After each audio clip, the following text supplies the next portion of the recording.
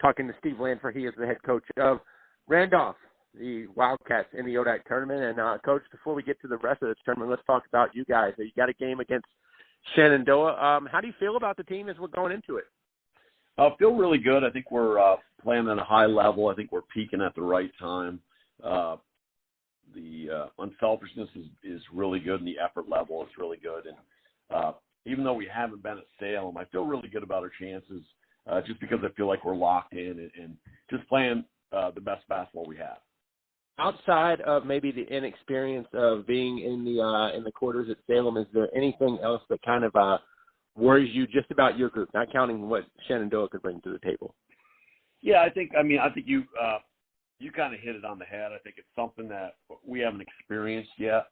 So I'm a little bit worried about that, but really not so much because I think we talk about it a lot. And I think sometimes when you're younger and talented, I'll take talent over experience any day. And I think our players feel like they can play with anybody.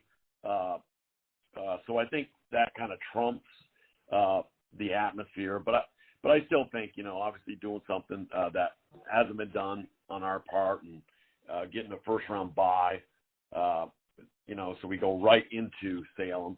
So it's a little bit of a concern. But other than that, I think, we'll obviously be ready to play, and then obviously we've got to knock down some shots and execute on the defensive end.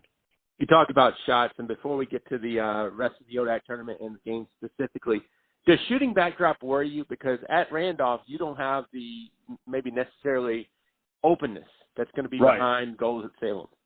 Yeah, and I think the good thing is we just played, we wrapped up at Roanoke, which has got the arena feel similar to Salem. So I think that will help us.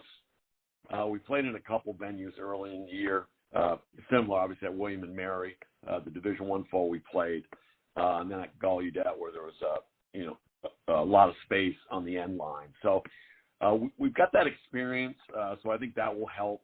I think more importantly, Bob, what's going to affect us if we can get in the paint, get in the lane. Our thing is trying to get into the paint 68 to 70% of the time and get good shots. And I think it's going to be more about getting good shots than playing in the open arena.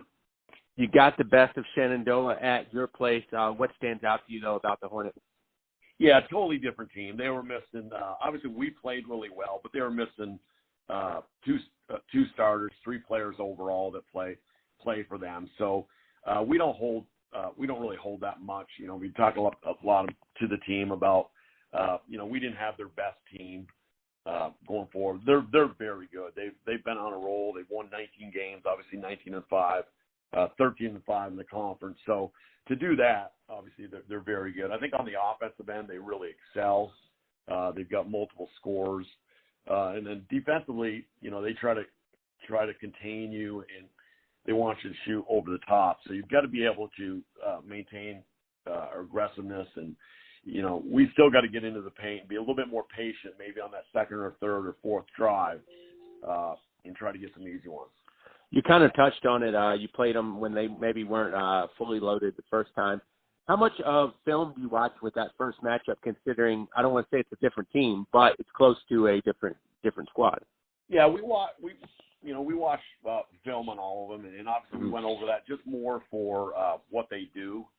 In terms of how they react to different defenses and what they do on the offensive end. So, personnel-wise, obviously we've got enough film on all the games in the ODAC. So that's what we focus on. Obviously the players that didn't play, Sear, she's an all-conference player. She has been for the last 2 years, the defensive player of the year. So she's a point guard that we know about and know we've got our hands full with her. Sandra, who is kind of like our version of Tanaya. She comes off the bench, but she, for all accounts, is a starter. She's a huge scorer for them. Averaged almost 10 points a game, but she's had multiple 20-point games. So those 2 kids didn't play the first time, so we know about them. And then they've got number 22, Wino, who's all-conference player, their leading scorer, really physical and skilled post player for them. So we've got our hands full, but we feel good about us as well. I'll get you to break down on a few other teams. I'll just mention a team, and you just tell me what you think, players, coaches, teams, whatever you want to say. And let's start with Washington Elite. You got them at your place earlier. Yeah, very skilled offensive team, and obviously number one in the regular season for a reason. I think they are probably overall the best offensive team.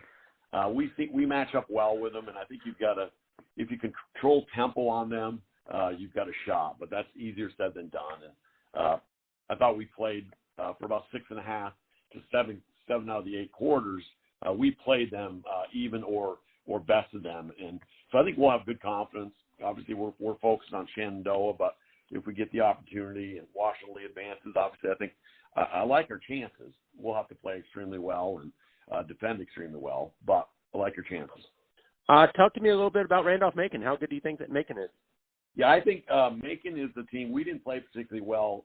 We only played them once this year at our place, but they're fundamentally really sound. I think they play probably their best aspect is their man-to-man defense, and they do a really good job with that. They're not going to hurt themselves. You've got to be able to really execute really well, and you got to knock down shots because they're physical.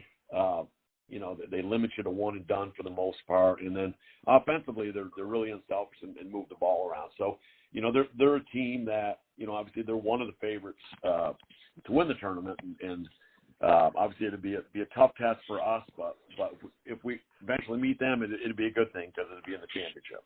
How tough is Roanoke? What do the Maroons bring to the table in the tournament? Yeah, I think top to bottom, they I thought they were the most talented team. What impressed me about them that they've got 5 players. Their transition offense is phenomenal. They all can run. Doesn't matter if they're a center or a point guard. They really get out and they do a really good job with their spacing. So you've got to make sure one defensively you get back and make them play a half-court game. But they've got multiple scorers. They're really unselfish. They've got the post player Renee, number 30, who can kind of step out and hit threes and also slash to the basket. Their backcourt can both score. So they're a team that's really well balanced. So they're really dangerous. And they're going to face. Go ahead. I'm sorry. Yeah, they're just a really dangerous team. One of the teams that obviously I thought we outplayed the last regular season and unfortunately just didn't win it at the end. So I think, we've got confidence with them, but they're so talented and so experienced. They're going to see Lynchburg. I know you haven't seen the Hornets in person in a while in terms of playing against them, but what does Coach Nichols' squad bring to the table? Yeah, they've got experienced backcourt. Lizzie Davis is one of the best point guards. She's a 5th year, which adds a lot. She really controls them on both ends and leads them on both ends. They've got, along with that, they've got really good size with Green and Cole, and both of those players can score. It hurt them a little bit. Severs out for them, I believe. I'm not sure if she's coming back. I haven't heard for the tournament. She was a double-digit scorer for them. But, they're a team that's really talented. They play a similar defensive style than us, a little bit different. But you got to be careful with them because, they can beat anybody as well. A couple more teams, and they recently just won their first-round games, so they've kind of got momentum and maybe are a little bit fresher. Bridgewater and Guilford, what do you see out of those two? Yeah, Bridgewater is really athletic. They really get after you on the defensive end, and if you can't take care of the basketball, you're going to be in for a long day. They really defend well in the full and half court, and if you allow them to get some transition buckets on you, they're usually successful. Guilford, I think they've got multiple scorers. They're really unselfish. Obviously, you got the Lindsey Godin, who's the leading scorer in the conference, kind of does it all for them. Their offense goes through her, but she's really unselfish and makes good decisions. So they're a little bit scary because they can score, I think, against anybody. It just depends if they defend well enough that particular day. Final thing, and as we always love talking to you, Coach Lanpher, but when we look at the tournament as a whole, you're going to have to win 3 games in 3 days. Do you feel like a certain team can be? What type of qualities is somebody going to have to go back to back to back? Yeah, I think I think a team that has depth, to be honest with you, and fortunately we have that. We've pretty much played 10, 11, 12 players every game, So I think you have to have some of that. And then it comes down to, obviously, you got to get a little lucky. You got to stay healthy, in terms of that first and second day. And then my thing is, you got to be ready to play that second day. The third day, you don't worry about that because that's for the championship, and everybody's going to be up for that. And they're not worried about if they're sore, slightly injured, that type of stuff. But those back to back, obviously physically challenging and probably more so mentally. But it's an exciting time, and every team's got to do it. So, but I do think, Bob, if you've got some depth, and we do, it gives us a little bit of advantage where we can hopefully have the opportunity to rest some of our players for a few minutes. Obviously, each game may come down to the wire, hopefully in our favor, but depth obviously is an advantage in that respect. Coach, as always, appreciate the time. We'll talk to you soon. All right, take care, Bob. Appreciate it.